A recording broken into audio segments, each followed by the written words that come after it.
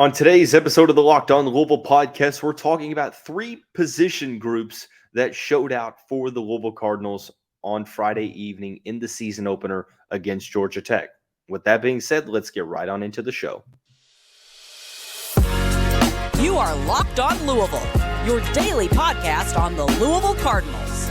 Part of the Locked On Podcast Network, your team every day.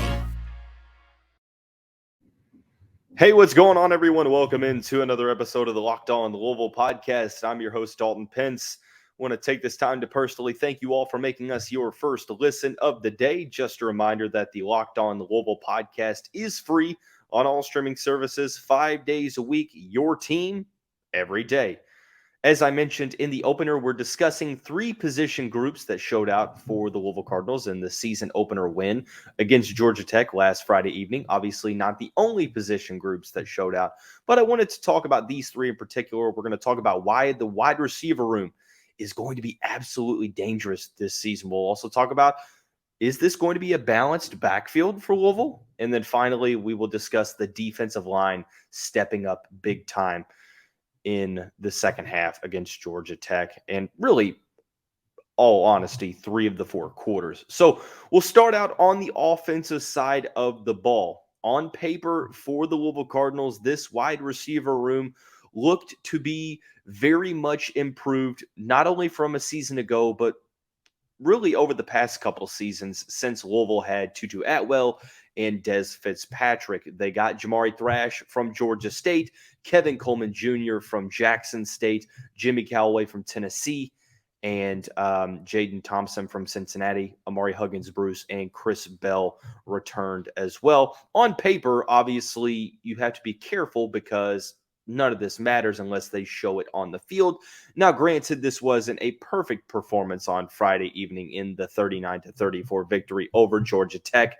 However, I think that the unit showed enough to show that they are going to be very dangerous for the rest of the season. Make no mistake about it. This is a Georgia Tech defense that is still trying to find its identity. But as Jackson Caudell, the publisher for Sports Illustrated's Georgia Tech All Yellow Jackets site, said last week on this show, the defense is still coming around. However, the backfield, the secondary is going to be the strength of this defense. And really, if it wasn't for some, missed timing situations for Louisville on offense, this offense really could have put up more points because the wide receivers were consistently creating the separation.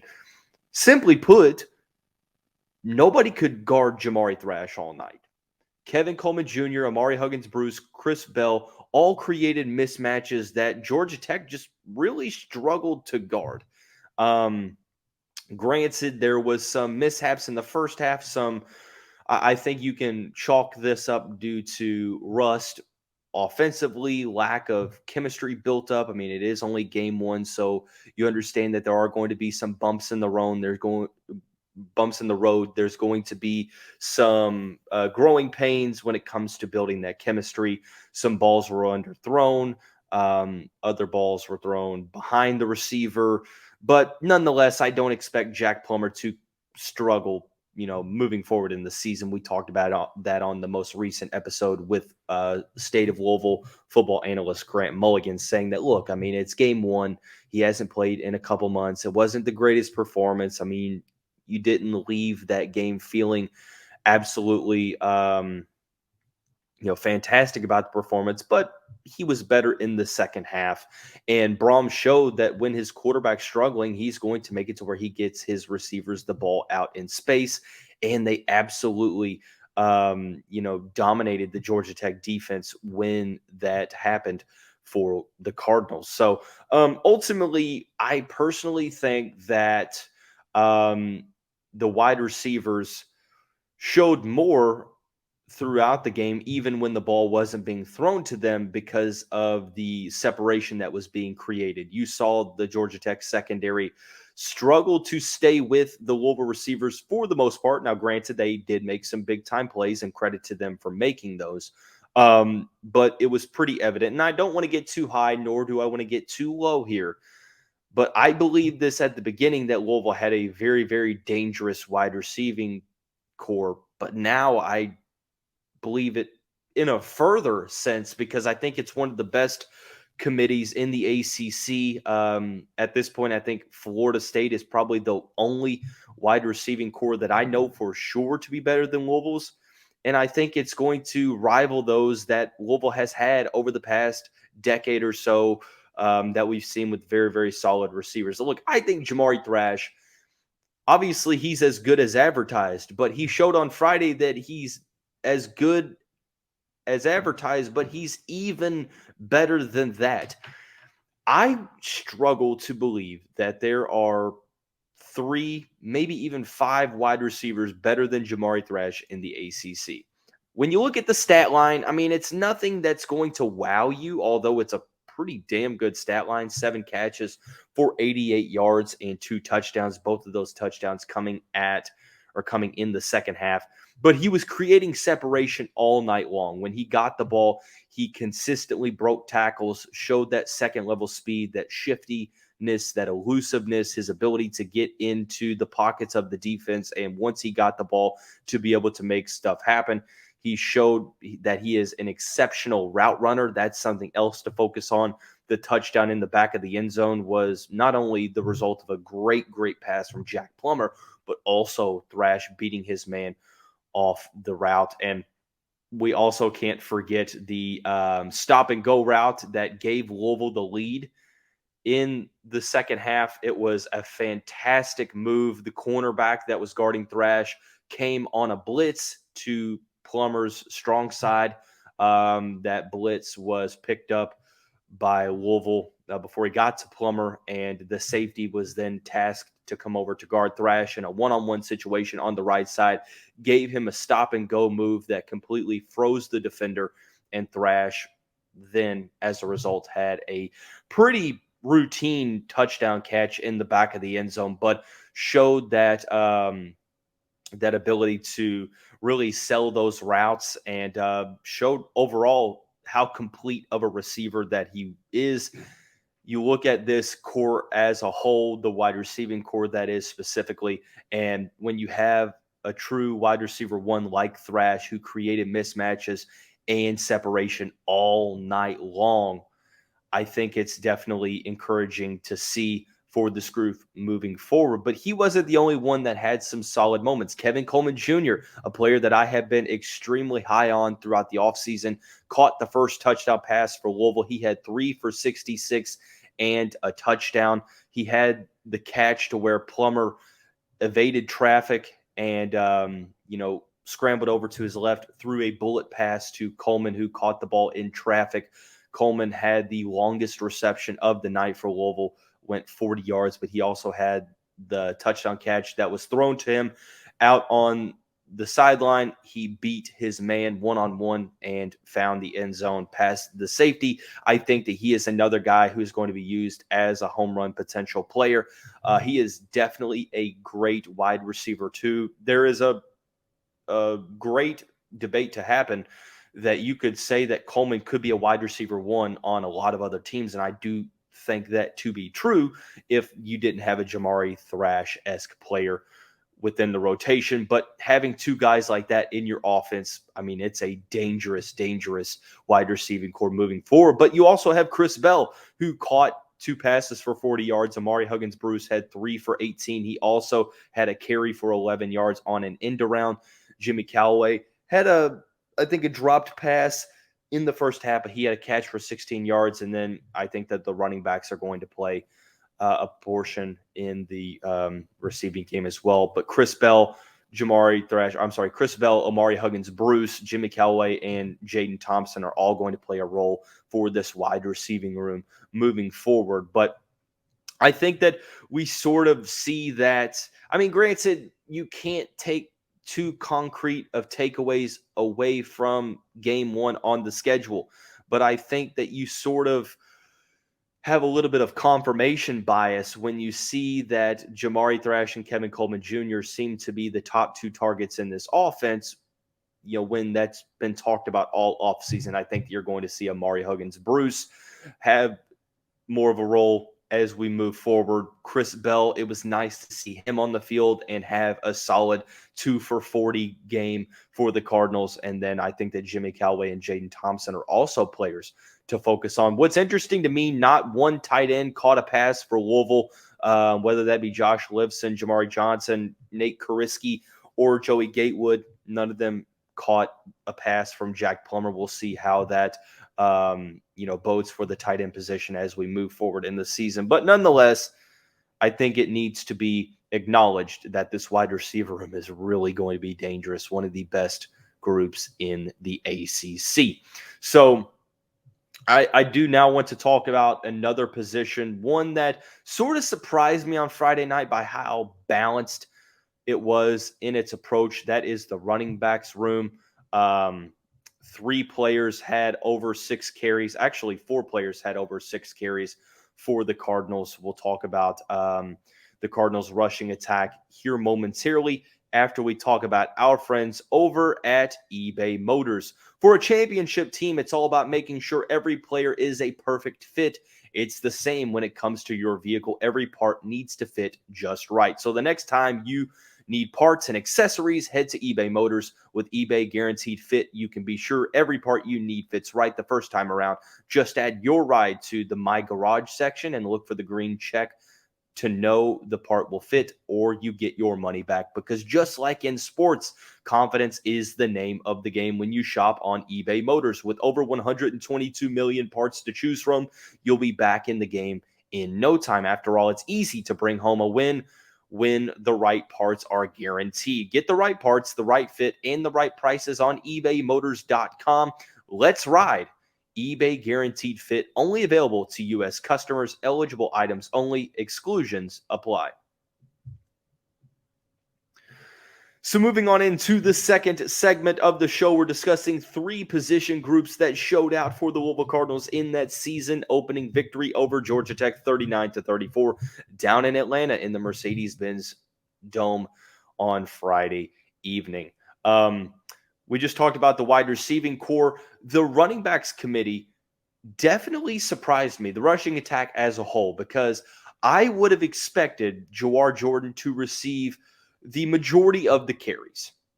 And if it wasn't for a 74-yard touchdown run for the Cardinals starting running back, he might not have led the team in rushing yards. There were 4 players who had over 6 carries. Now, granted, one of those players is the quarterback. Plummer kept the ball 9 times. He had 51 yards, second best on the team. But Maurice Turner and Isaac Guerendo both saw a good portion of the workload in the Cardinals' backfield. Turner 7 for 30, Guerendo 6 for 27. Now, there was rumors that Jordan may have gotten banged up in the game against Georgia Tech, but when I was looking for the answer to that question, he came onto the field and the very next play had a 74-yard touchdown run. For him to elude the tackle, break the tackle sort of 5 yards downfield, and then accelerate to the point to which he got to get to the touchdown was nothing short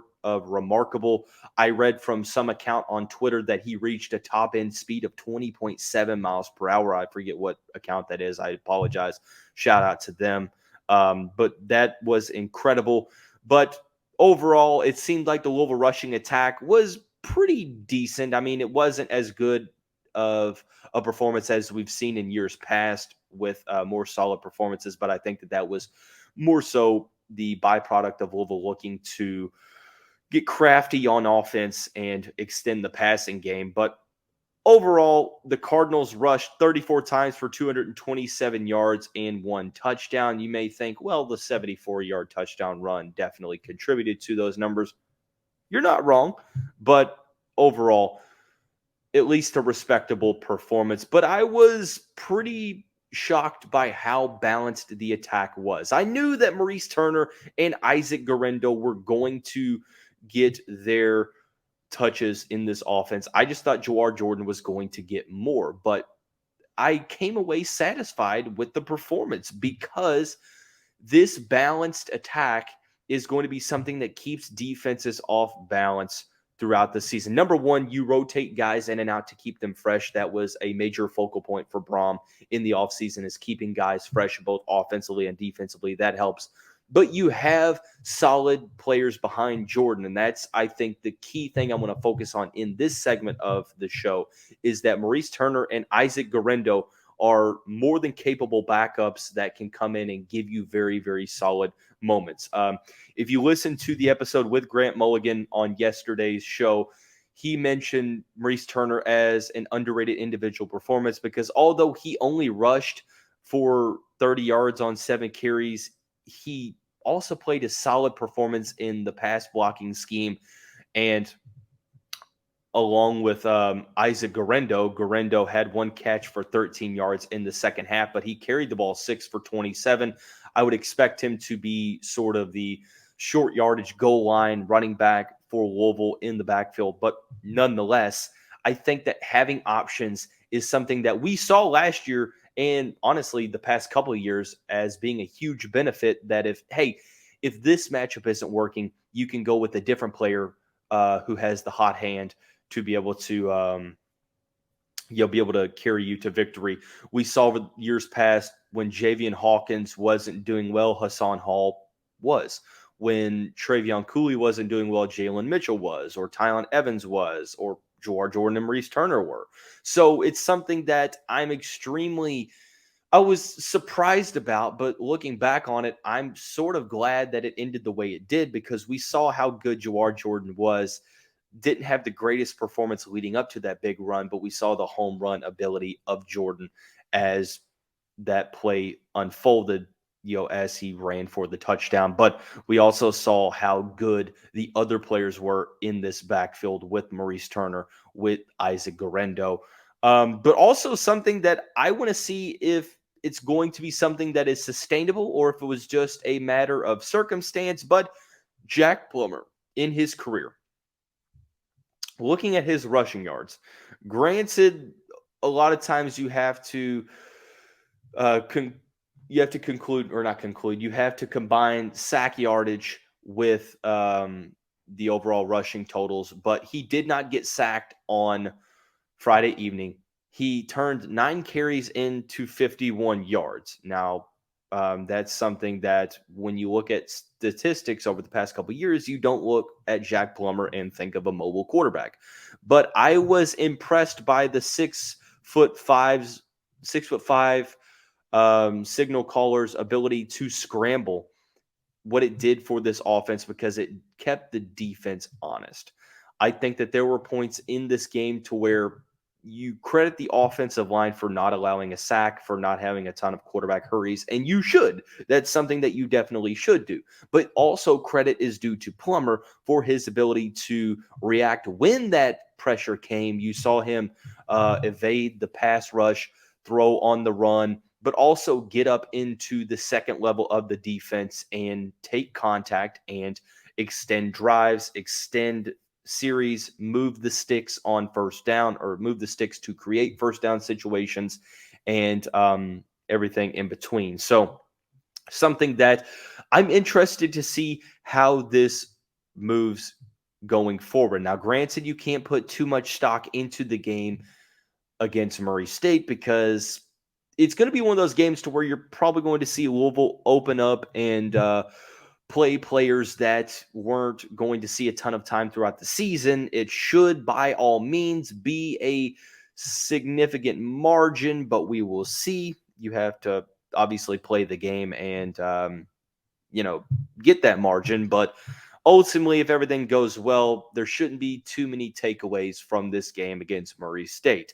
However, it is a game to where I think that maybe a pattern is had, where I think that we're going to see the players in the backfield split carries again. I think that the Indiana game is definitely the one that we have to focus on moving forward, that we look at and see, okay, what's going to happen here for Louisville in the rushing attack. But I'm extremely excited to see how balanced it was. But Nonetheless, they aren't the only position group that was very balanced. The defensive line had multiple players play across Friday night. We're going to talk about that here momentarily. Before we do that, I want to thank you all again for making Locked On Louisville your first listen of the day. Just a reminder that the show is free on all streaming services, 5 days a week, your team, every day.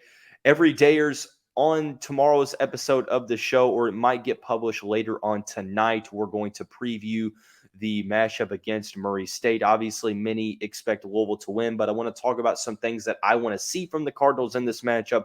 We'll talk final thoughts, we'll talk predictions, players to watch, etc. So be sure to stay tuned to that episode that will air in less than 24 hours. But to conclude this Wednesday edition of the Locked On Louisville podcast, we're talking about the defensive line. They performed pretty well. Multiple players across the defensive line saw action. I was extremely impressed by the overall depth that the unit possessed. They didn't have a great second quarter, nor did the defense as a whole, nor did the offense. The team had a very bad second quarter. 4 of the 5 drives in the second quarter for Georgia Tech were touchdowns. The 5th one was a situation where Georgia Tech intercepted a pass with less than 20 seconds and had to resort to a long field goal attempt, which they did not convert, but made some adjustments in the second half, really bottled up the run for Georgia Tech, and did their best to limit big plays. You have to do a little bit better moving forward in limiting the yardage plays, but overall, the Louisville defensive line was pretty solid, and it starts with Des Tell. He forced that key fumble in the fourth quarter when Louisville was up by 1. It looked like Georgia Tech was going to, at the very least, kick a field goal and take the lead, but Des Tell had other plans. He created that fumble off the pass rush, attacked Haynes King from the blind side, and forced that fumble that Cam Wilson recovered, and it completely shifted the momentum for this game. He had a fantastic game on the interior of that defensive line. Only 3 tackles, but his impact spans across the stat sheet. You also had guys like Stephen Herron, the Stanford transfer, had 3 tackles. He played really well. Cam Wilson had 3 tackles. Jeff Clark, the transfer from Georgia State, had a couple tackles for Louisville. He made a couple of big time plays. But overall, I was impressed with the whole defensive line. Ashton Gelati, Tawfiq Thomas, Ramon Purrier, Adonijah Green.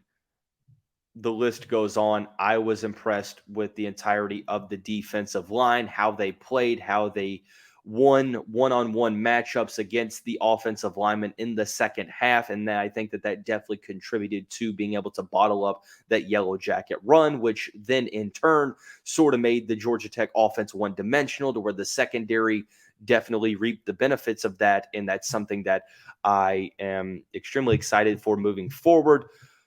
Not to mention, Jermaine Lole also played, I think it was 29 or 39 snaps.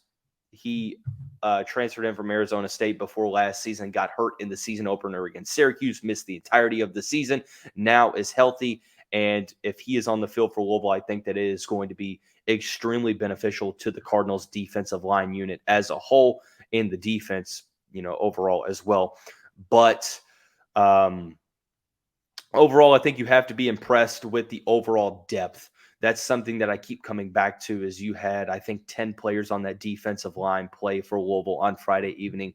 And that is such a luxury to have, because obviously the trust is there from the coaching staff to put them in these situations.